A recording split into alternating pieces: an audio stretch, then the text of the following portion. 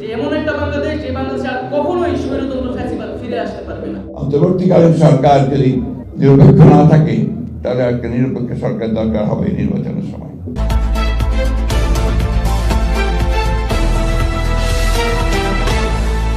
অন্তর্বর্তী সরকার নিরপেক্ষ না হলে নির্বাচনের সময় নিরপেক্ষ সরকার প্রয়োজন হবে। বিএনপি মহাসচিব মির্জা ফখরুল ইসলাম আলমগীরের এমন বক্তব্য ঘিরে এখন সরগরম রাজনীতির ময়দান। এরই মধ্যে মির্জা ফখরুলের এই মন্তব্যকে কেন্দ্র করে নিজের অভিমত দিয়েছেন অন্তর্বর্তী সরকারের উপদেষ্টা মোহাম্মদ নাহিদ ইসলাম। তার সঙ্গে আবার একাত্মতা পোষণ করেছেন আরেক উপদেষ্টা আসিফ মাহমুদ সজীব ভুঁইয়া এবং আরেক ছাত্রনেতা সার্জিস আলম।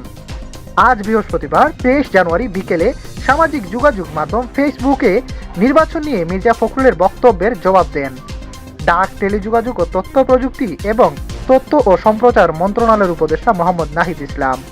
তিনি বলেন, বিএনপি মহাসচিবের নিরপেক্ষ সরকারের দাবি মূলত আরেকটা 1-11 সরকার গঠনের ইঙ্গিত বহন করে। 1-11-এর বন্দোবস্ত থেকেই আওয়ামী ফ্যাসিজমের উত্থান ঘটেছিল। বিএনপি মহাসচিবের বক্তব্যে সামনে আরেকটা 1-11 সরকার সংসদীয় সংখ্যাগরিষ্ঠতা ও নতজানু পররাষ্ট্রনীতির ধারাবাহিকতা এবং গুম, খুন ও জুলাই হত্যাকাণ্ডের বিচার না হওয়ার আলামত রয়েছে। নাহিদ ইসলামের সেই পোস্ট নিজের ব্যক্তিগত ভেরিফাইড অ্যাকাউন্টে পোস্ট করে একাত্মতা পোষণ করেছেন বৈষম্য বিরোধী ছাত্র আন্দোলনের সমন্বয়ক এবং জাতীয় নাগরিক কমিটির মুখ্য সংগঠক সার্জিস আলম।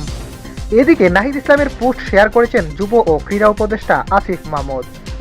সেই পোস্টে তিনি আবার লিখেছেন, প্রফেশনালিজম রক্ষার্থে সরকারের থেকে আরও অনেক কিছুই বলতে পারি না, তবে জনগণকে অন্ধকারে রাখাটাও অনুচিত। দর্শক, কি হতে চলেছে রাজনীতির আগামীর ভবিষ্যৎ? কি হবে ভবিষ্যতে রাজনীতির সমীকরণ?